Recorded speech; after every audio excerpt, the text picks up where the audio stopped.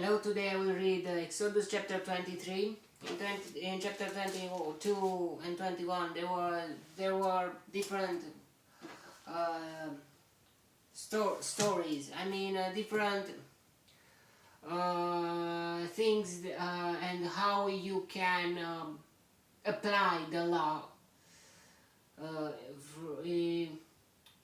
that God gave the Israelites through Moses. Now let's continue with 23. Do not spread false reports. Do not help a wicked man by being a malicious witness. Do not follow the crowd in doing wrong. When you give testimony in a lawsuit, do not pervert justice by siding with the crowd, and do not show favoritism to a poor man in his lawsuit.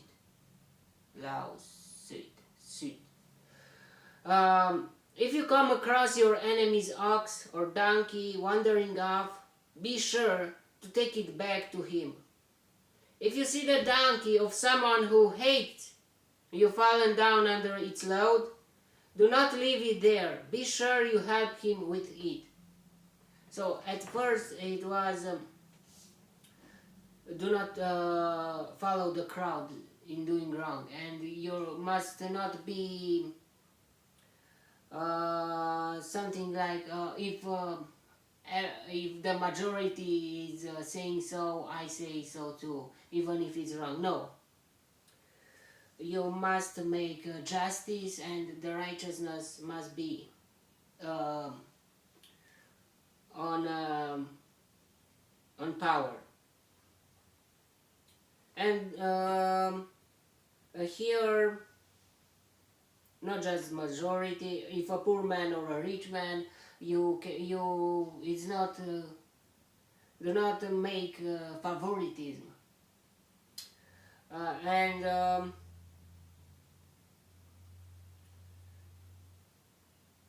even if with your enemies, be good. If you come across your enemy's ox or donkey wandering off, be sure to take it back to him. If you see the donkey of someone who hates you fallen down under its load, do not leave it there. Be sure you help him with it. God is trying to make them friends again, to be friend with your enemy. Not by accepting the bad things, but if something was done, someone was doing wrong things with against you, or you had some conflict, never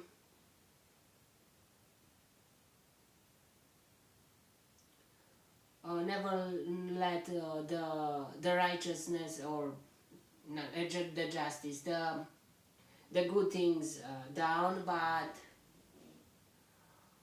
don't be so angry or never forgive anyone or the situation of no. You must forgive even your enemies if you can.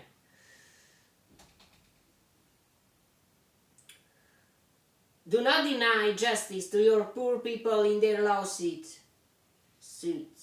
Have nothing to do with a false charge, and do not put an innocent or honest person to death. For I will not acquit the guilty. Do not accept a bribe, for a bribe blinds those who see and twist the words of the righteous. Do not oppress an alien. You yourselves know how it feels to be aliens, because you were aliens in Egypt.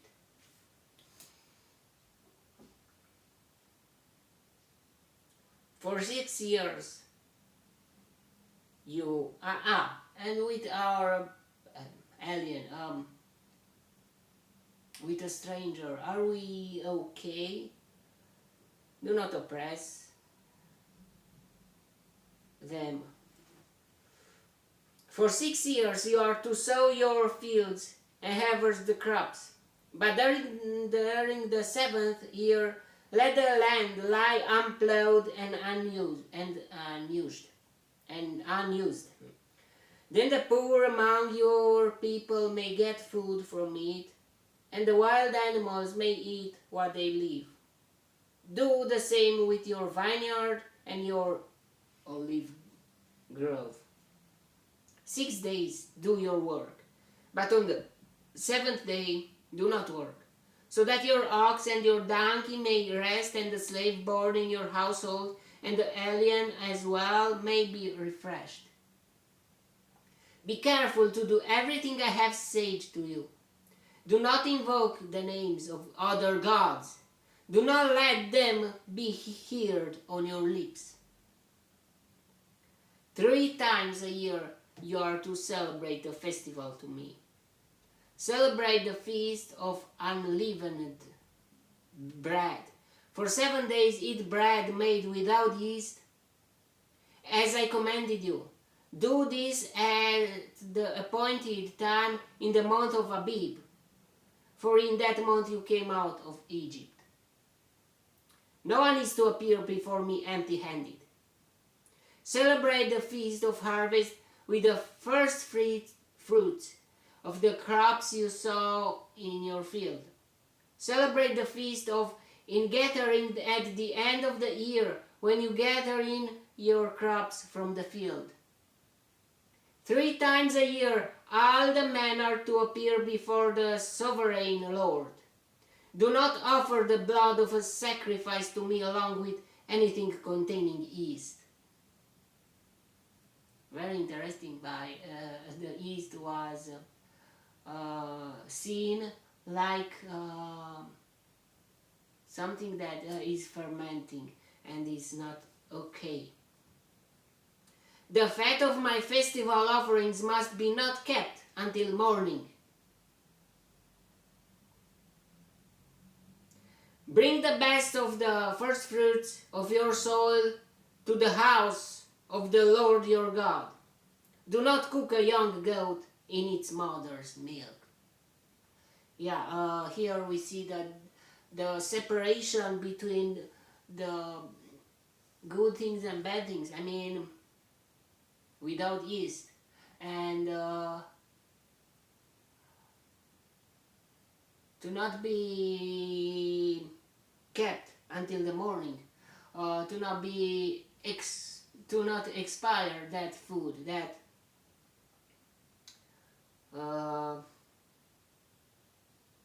and in the last part there is a phrase that is about a moral thing. Do not cook a young goat in its mother's milk. It is not okay. I mean, from that milk the goat should have been growing up, that baby goat, but not being boiled. God is not accepting that. It's too immoral. See, I am sending an angel ahead of you to guard you along the way and to bring you to the place I have prepared. Pay attention to him and listen to what he says. Do not rebel against him. He will not forgive your rebellion, since my name is in him. Whoa. I am sending an angel and my name is in him. Whoa. If you listen carefully to what he says and do all that I say, I will be an enemy to your enemies and will oppose those who oppose you. My angel will go ahead of you and bring you into the land of the Amorites, Hittites, Perizzites, Canaanites, Hivites, and Jebusites, and I will wipe them out. Do not bow down before their gods or worship them or follow their practices.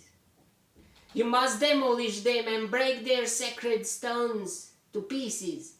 Worship the Lord your God, and his blessing will be on your food and water.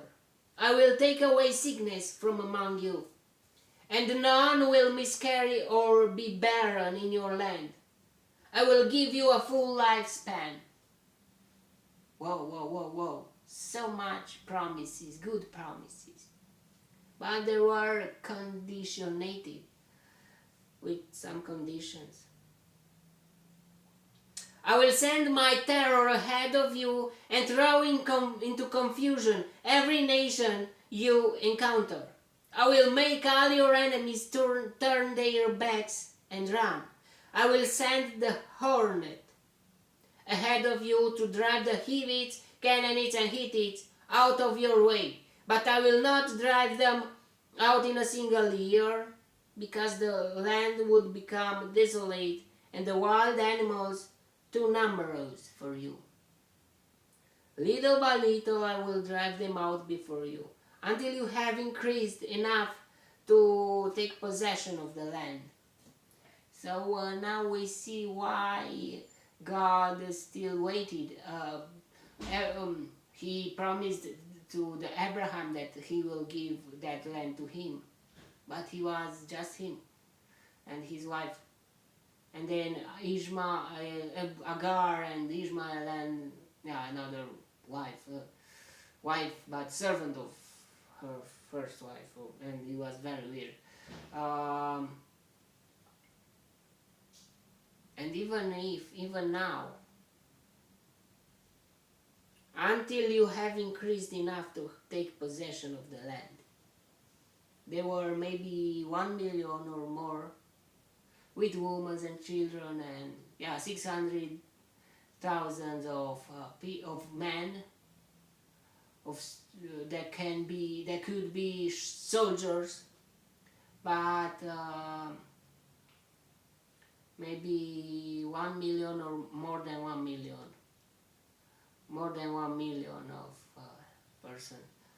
persons, and still it was not enough. 2 million of people, but to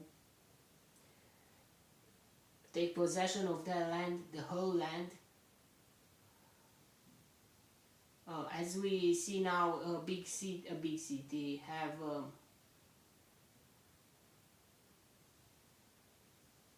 a capital city have maybe more than a few millions, or a big city of people. But I will establish your borders from the Red Sea to the Sea of the Philistines, and from the desert to the river. I will hand over to you the people who live in the land, and you will drive them out before you.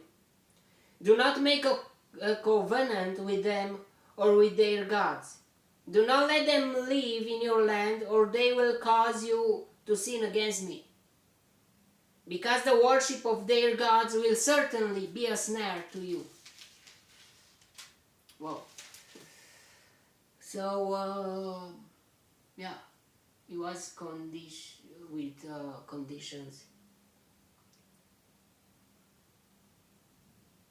Here it just God is just saying, but we will see when will happen everything and what will happen, if they will listen to the God in each detail or not.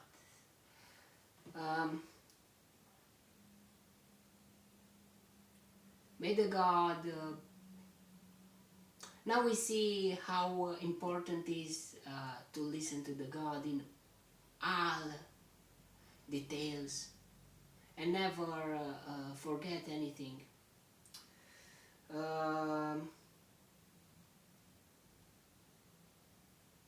To be that your everything that you have to work just fine. Everything you do, everything, and even if there are some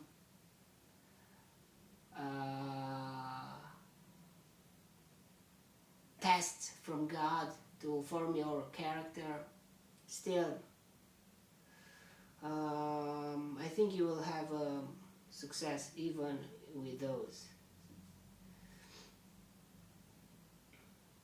Okay, may the God protect me, bless me, and enlighten me in the next chapter 2.